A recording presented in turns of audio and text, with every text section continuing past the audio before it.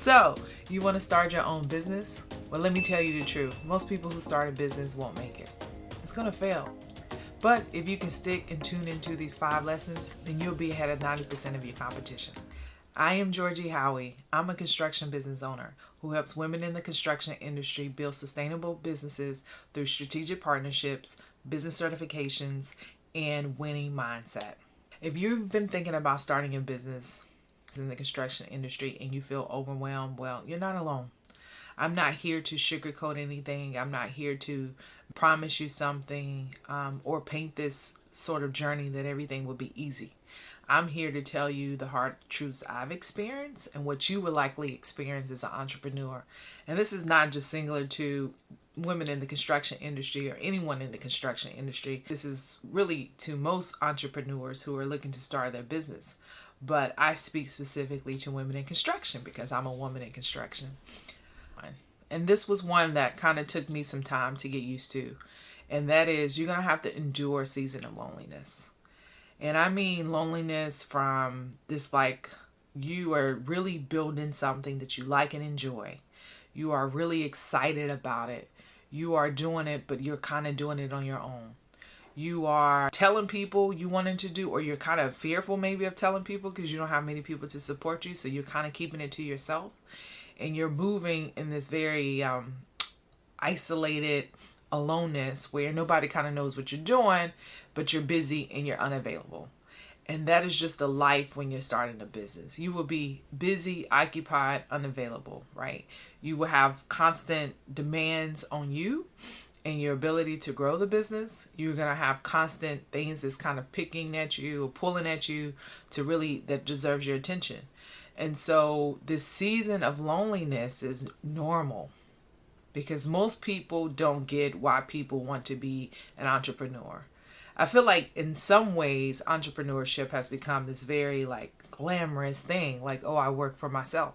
But a lot of times people take on jobs and not really entrepreneurship. So when you're thinking about, yourself and kind of what you're doing, is it that you started a job? Or actually, have you decided to take on and start a business in which you're an entrepreneur?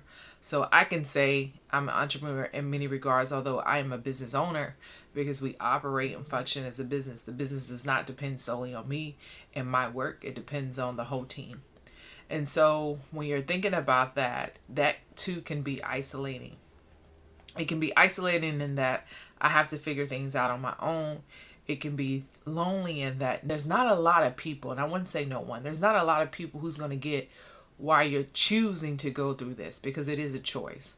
And so you have to sort of embrace this moment as like, this is just going to be my season until I build this and create the time in my life that I can have more time and I can have more people around me and that support me and support my vision, and I can build the relationships with people that I like that makes this exciting versus lonely. And I would lean more into the aspects of not alone, being alone versus loneliness, isolation. When you're isolated, right, there may be something that you may be creating out of fear of rejection or fear of judgment, right? Versus when you are alone or lonely, it's just periods of time where you have to be by yourself because you could potentially be grinding. And so really realize and recognize where you are and what you're doing to manage that and what you're doing to potentially shift from that, because that could be your reality for some time. Several of the ways that I've overcome this season of loneliness for me is finding networks of women who are in the same industry that I'm in, joining professional organizations, going to a lot of networking events. Networking events for me are kind of fun and engaging, whether I'm just going to people watch or whether I'm really going to meet someone. I can really just be in spaces and enjoy it and not feel like, oh, I'm the only person here. A lot of times I get, approached and they're like, oh my gosh, you're in construction? I never meet women in construction. And I think there's a lot of women who are in the industry who are looking for support that we could be a support to each other. So I would say just be mindful about finding your tribe, finding people. And there's so many ways we can do this, right? We have the internet, we have social media, we have school communities, we have YouTube, right? And I'm here, right? You have me. I could be definitely introduce you to someone in your area based on the organizations that I'm a part of. So I would say I've joined professional organizations to really help me be closer to people who were in the same industry as me, who were experiencing some of the same things that I've experienced. And this helped me with, finding my community that understood everything I was going through, that could relate and be of support. The other way that I would say I overcame it is getting friends or people who really support you. Maybe I'm just lucky, but I hope that you all have had an experience where you've had a group of friends and you can tell them something and they cheer you on, like are excited for you, like, girl, you did it. We did it. Like it's a mutual win. I've been fortunate enough to have that, and it feels amazing. That it's so amazing sometimes that, like, as soon as something happened, I'm texting, I'm calling them in a group chat, like, girl, let me tell you what happened today. Those are the type of friends you have to find, and it took some time to cultivate that. So let me not be, it may not be everyone, but if you can just get you one or two of those girlfriends or friends or guy friends that really root for you, find those. And find you what I call, and these girlfriends that I'm speaking of now are like my friends, my sisters, but we started as business besties. We all had a business or a side hustle that we were starting, and we knew we needed support. We were in alignment with our careers, but we have since sort of taken on and made growth and strides. So, but we've always been there to support each other. No matter what. So get you a business bestie, someone that can ride and die for you, that will support you, that is aligned with, your goals and your vision you have for yourself. And they too also have some goals for their business and for themselves. Harsh truth number 2. It's going to take longer than you expect. Building this business, building this empire, making $1 million is going to take longer than you expect. I think a lot of times, again, there's a very glamorous aspect to being an entrepreneur. But a lot of people don't talk about, a lot of times I see people posting online, oh, I made this amount of money and we did this and we sold 100,000 copies of this and we did that.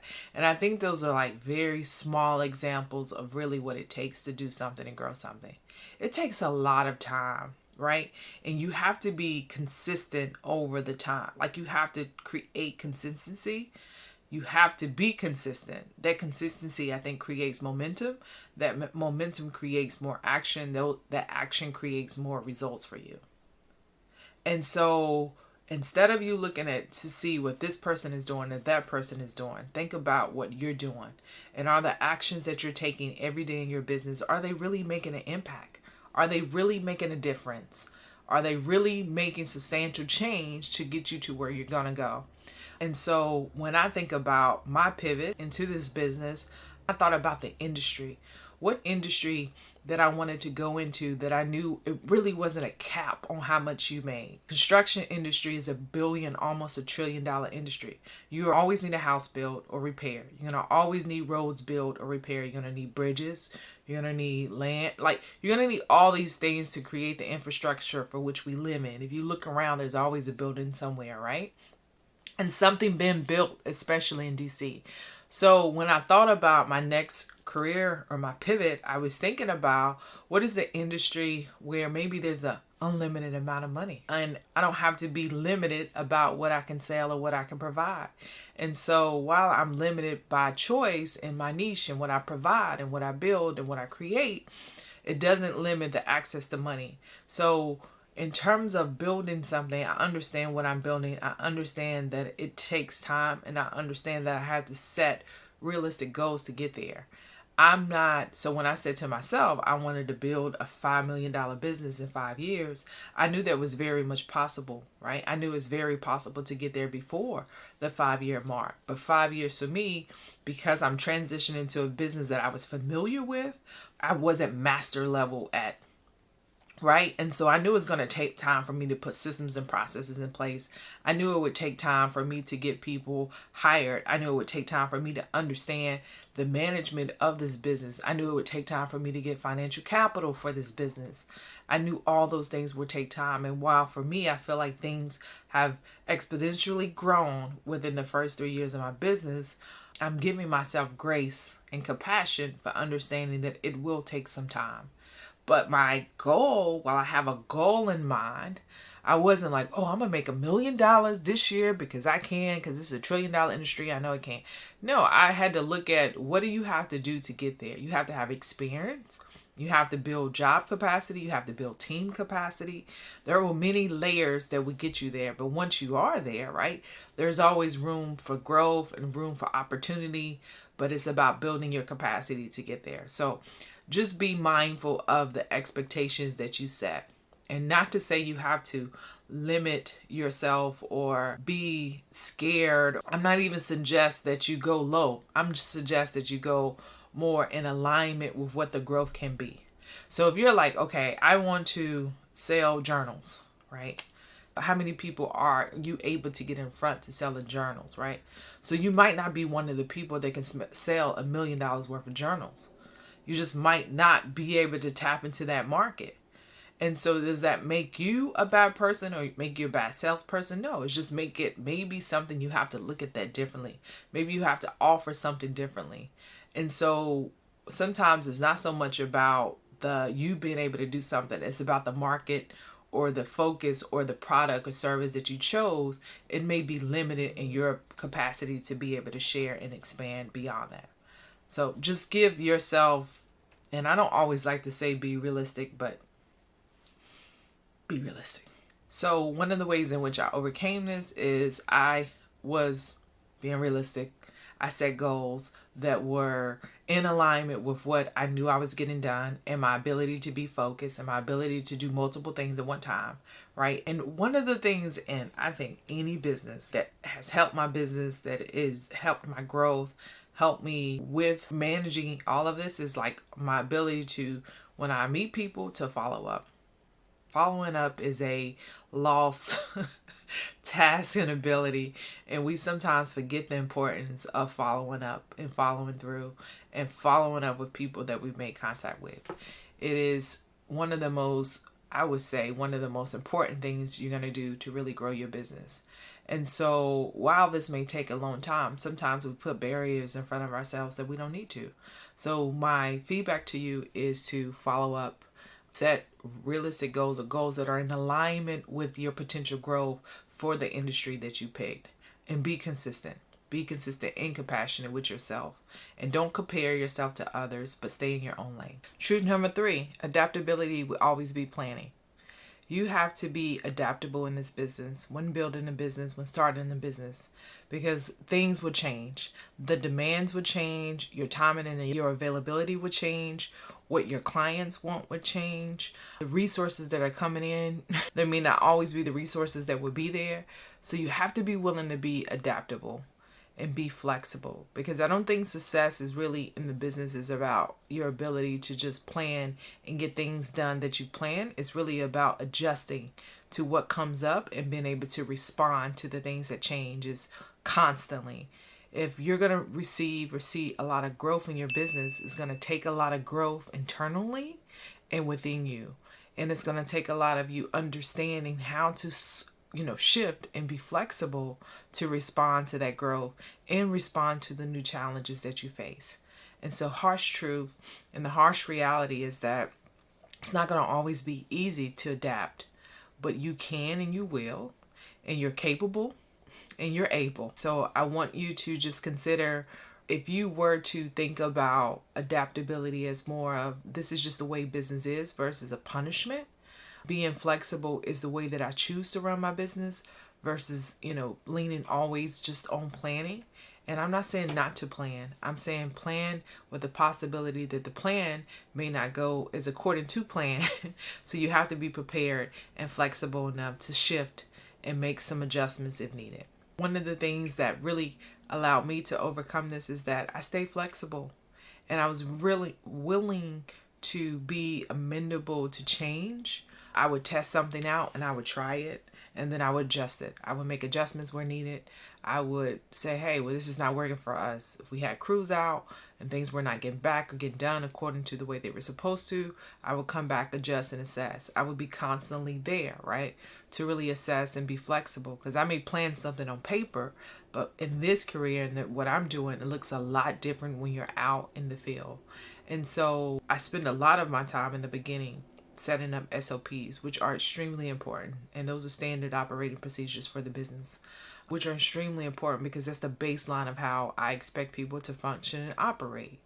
But even though that is the planned way of operating in my expectation, some things happen differently in the actual field and when people are actually doing work. So I had to be flexible. I had to test what I had written and make sure that it was applicable to real world in the society, in the field as it should be. And I had to be willing to receive feedback and suggestions to improve that. And so there's ways to get around that, but it still remains a harsh truth. Harsh truth number 4 is embrace boredom. This is not the glamorous way. The construction industry is not always glamorous. I don't think nobody has ever said it was glamorous. But outside of it not being glamorous itself, working and building a business, you have to think about, like, there are things that are going to require that you get done and do on a consistent level. And what it looks like is like checking emails, going to business meetings, writing SOPs, scheduling and doing follow-up emails, writing RFPs. All this stuff is tedious. It's time consuming. Applying the certifications for your business, it is tedious, it's time consuming, and it can be very much boring. It's not where you get these big major wins. It's not going to always be where there's something happening that's exciting that you get to go to. No, it's going to be very repetitive, and it's going to take you to be very consistent in getting things done. Myron Golden said something one time, and he said discipline. Discipline is doing what you need to do pretty much, and I'm gonna get this so wrong, I know I'm gonna butcher it. It's like doing what I need, what I have to do when it has to be done, the way it has to be done every single time. I probably missed some pieces, but the crux of that for me was you're going to have to do things even when you don't feel like it. And so be okay with the small things that are not the glamorous, bright side that always produce a result in the moment. Be okay with those things and just simply embrace that it gets boring. You're going to be doing the same stuff over. It gets repetitive, it gets boring, and that's just a part of the business. And that's the part of the business I think we have to embrace as business owners, because it leads to something. Even though we may not see the moments of change that it may create in the moment, you don't see the immediate result, doesn't mean the result is not coming. And so be willing to lean into that and embrace that. One of the ways that I have overcome boredom in my business, I think, is creating different environments for me to work in. That was extremely important to me. So when I have to do the tedious, boring work, I do it in an environment that is more stimulating and more fun. So I'm usually at a workshop. I'm usually at a coffee shop, not a workshop. So a coffee shop, or I'm at a co-working space. My favorite ones in DC is like the Roofs or Ministry Coffee, right? I love both of those. And so I am in spaces that are stimulating around me so that the work that I'm doing seems a bit more engaging. It's a bit more fun, and I'm not so much focused on that this is boring, not fulfilling work. I'm focused on that it's something that I have to do, and I'm able to do it in environments that best serve me. Something that I also do is I build automations and systems. So a lot of times, some of the boring things is that we actually have to go through emails, and we have to apply for opportunities, and we have to submit and create proposals, and we have to look for the proposals, and then we have to follow up.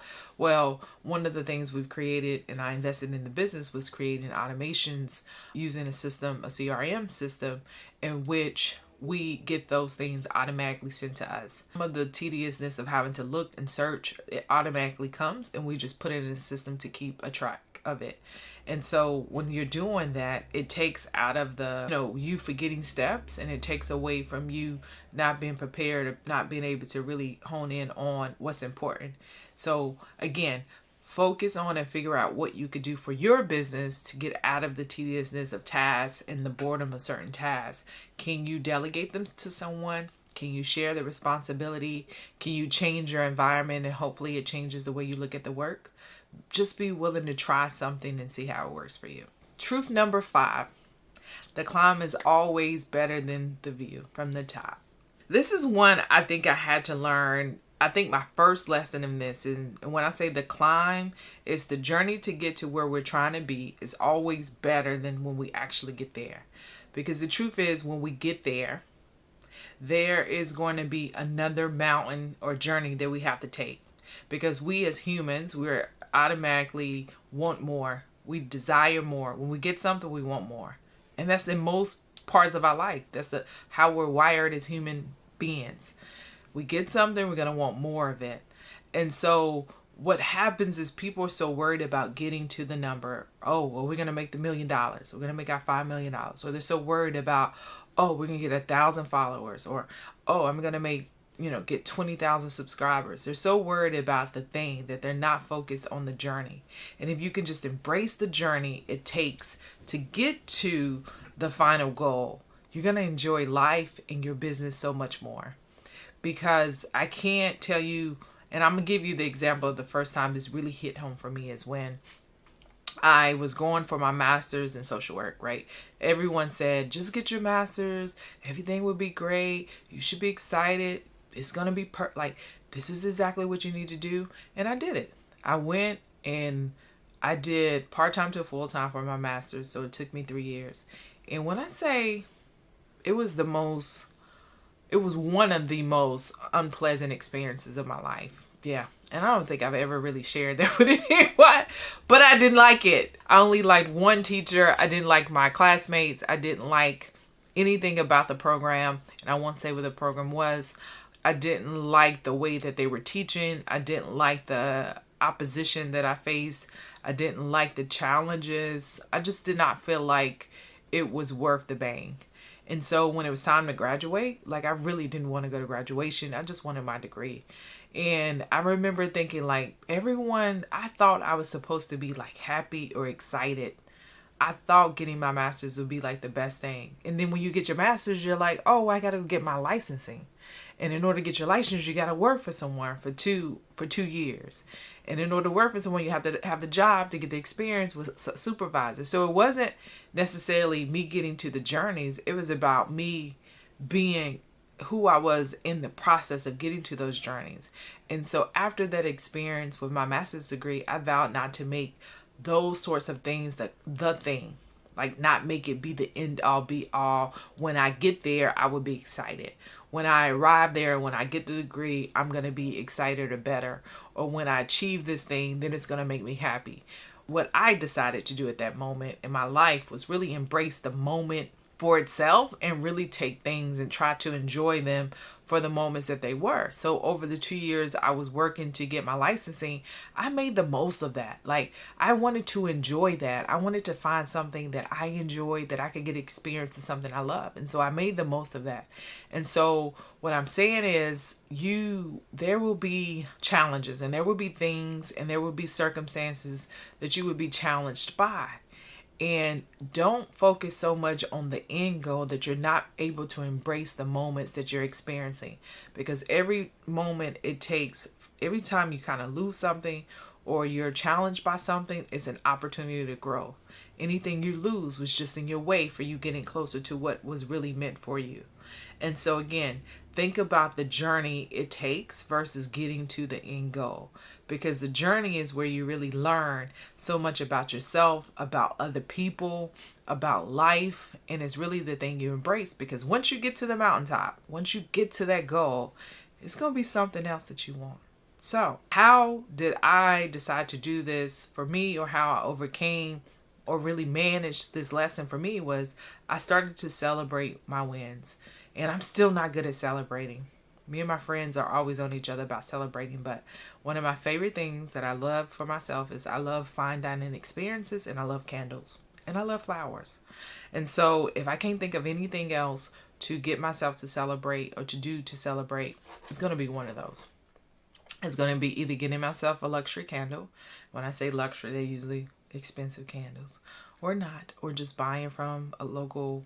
There's a luxury black company candle where she sells home decor and everything in Baltimore that I love, and I'll go get a candle from them, right? A beautiful, wonderful scented candle, sour wax candle. Love it. Love fine dining experience. DC has plenty of Michelin stars.